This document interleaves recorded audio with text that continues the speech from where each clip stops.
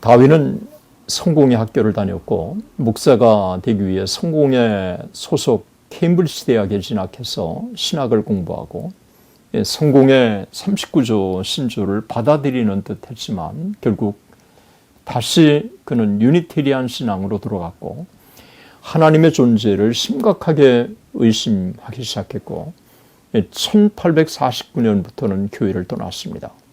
그 이후에 그는 불가지론의 입장으로 서서히 기울었고 급기야 성경의 기록, 창조, 섭리 그 모든 것을 부정하고 말았습니다. 그가 1859년 50살에 출간된 종의 기호는 인류 역사상 가장 강력한 창조론 비판서가 되었고 오늘날 과학계는 극소수의 창조론 과학자들을 제외하고 모두가 진화론을 진리로 받아들이고 있습니다.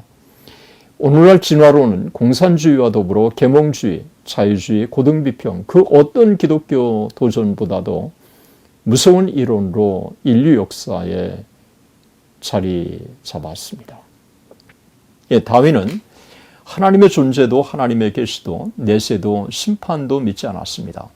영국의 계몽주의 시대 자연신론자들이 갖고 있는 신존재도 다윈에게는 찾아볼 수가 없었습니다. 그는 1849년부터 교회를 다니지 않았고 점점 더 반기독교적인 견해를 계속해서 피력한 것입니다. 그의 작품들이 단순히 진화론을 주장하는 차원을 넘어 반기독교 정서를 형성하는 핵폭탄과 같은 파급력을 지닌 이유가 여기 있습니다.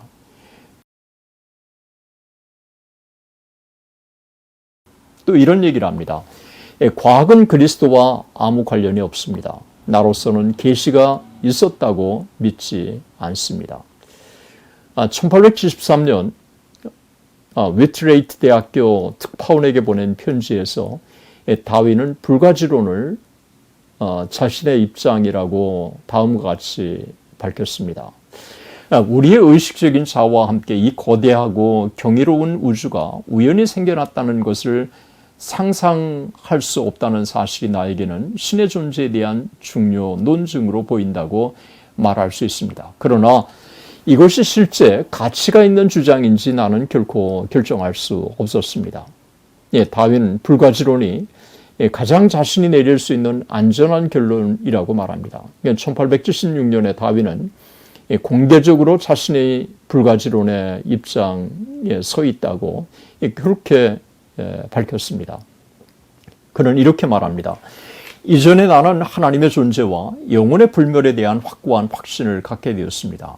나는 일기에 브라질의 장엄한 숲 한가운데 서 있는 동안에는 아무것도 할 수 없다고 썼습니다.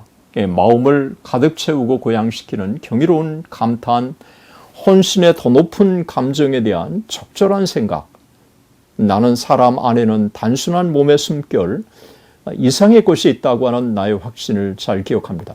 그러나 지금은 가장 장엄한 장면도 아무것도 일으키지 않을 것입니다.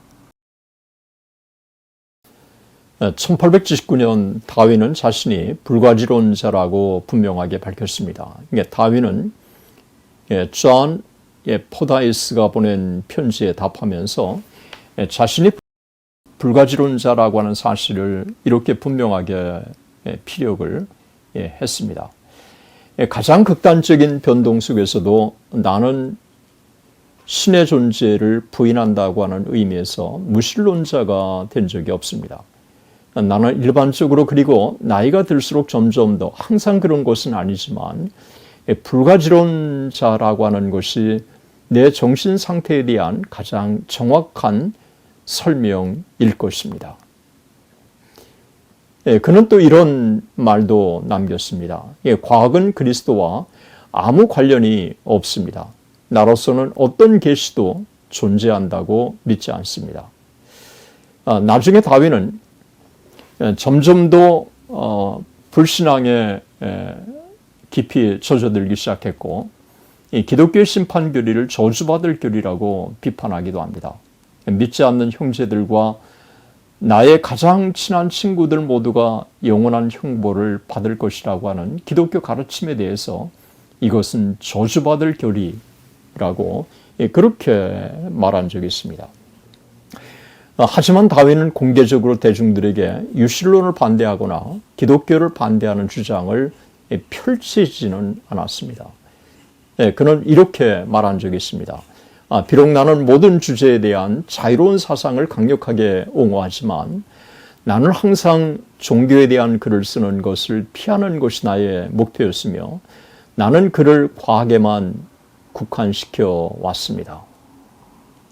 1882년 그가 세상을 떠나고 웨스트민스터 사원에서 장례식이 거행되었습니다. 그때 많은 사람들이 그를 진정한 기독교 신사라고 예찬했고 유니테리안과 자유주의 사상가들도 인류의 사고에 혁명을 가져다 준 참 인물이라고 이 다윈을 극찬했습니다. 그러나 그는 예수 그리스도를 믿지 않았습니다. 종의 기원에서 예수 그리스도를 단 한 번도 언급한 적이 없습니다. 혹시 성령을 언급했는지 찾아보니 한 번도 없었습니다. 하나님에 대한 언급을 한 번, 창조주에 대한 언급을 한 번 유일하게 했습니다. 그러나 그것도 창조론을 근거로 한 창조주 하나님에 대한 언급은 아니었습니다. 다윈은 사후에 출판할 목적으로 1876년 5월 28일 일요일에 내 마음과 성격의 발전에 대한 회상이라고 하는 책을, 회고록을 시작을 합니다. 이 회고록에 자신의 어린 시절, 대학생활, 그리고 탐험생활, 과학 분야 발전을 다 담았습니다. 그는 이 책에서 처음에 자신이 믿음을 포기할 생각이 없었고 복음서를 뒷받침하는 증거를 찾으려고 노력했지만 그렇게 할 수 없었다고 고백을 합니다. 다윈의 사후에 다윈의 아내 엠마와 그의 아들 프란시스가 이 원고를 출간하면서 당시 기독교에 너무도 충격을 줄까 봐 급진적인 내용들은 빼고 출판했습니다.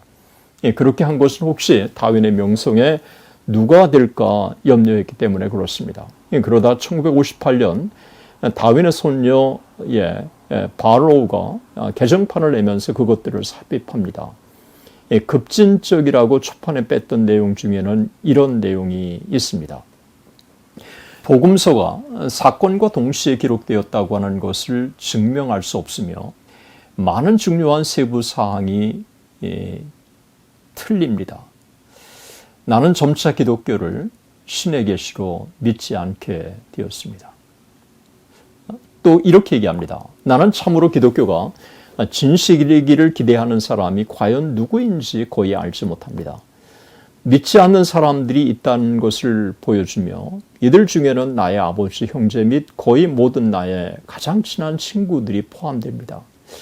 이들이 영원한 형벌을 받는다고 하는 것은 그런 교리는 저주받을 교리입니다. 다윈은 하나님의 존재도 하나님의 계시도 내세도 심판도 믿지 않았습니다.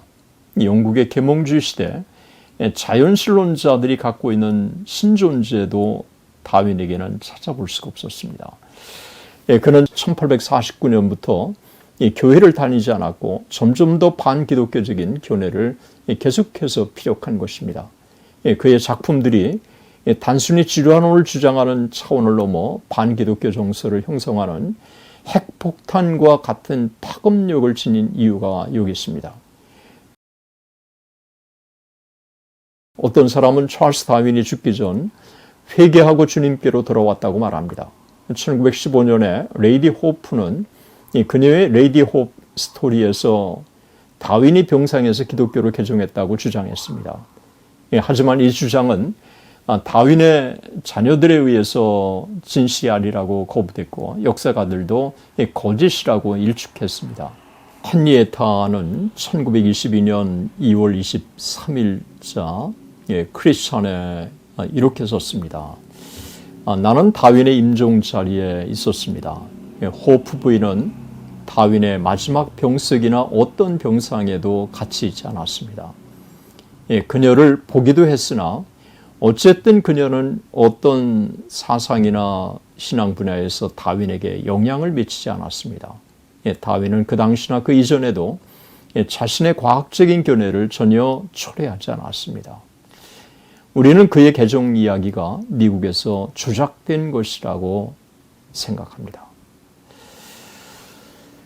다윈은 성공의 학교를 다녔고 목사가 되기 위해 성공의 소속 케임브리지 대학에 진학해서 신학을 공부하고 성공의 39조 신조를 받아들이는 듯 했지만 결국 다시 그는 유니테리안 신앙으로 돌아갔고 하나님의 존재를 심각하게 의심하기 시작했고 1849년부터는 교회를 떠났습니다. 그 이후에 그는 불가지론의 입장으로 서서히 기울었고 급기야 성경의 기록, 창조, 섭리 그 모든 것을 부정하고 말았습니다. 그가 1859년 50살에 출간된 종의 기호는 인류 역사상 가장 강력한 창조론 비판서가 되었고 오늘날 과학계는 극소수의 창조론 과학자들을 제외하고 모두가 진화론을 진리로 받아들이고 있습니다. 오늘날 진화론은 공산주의와 더불어 계몽주의, 자유주의, 고등비평 그 어떤 기독교 도전보다도 무서운 이론으로 인류 역사에 자리 잡았습니다. 끝까지 시청해 주셔서 대단히 감사합니다. 하나님의 은혜가 여러분들과 여러분 가정과 여러분 자녀들 위해 충만하시기를 주님의 이름으로 축원합니다. 대단히 감사합니다.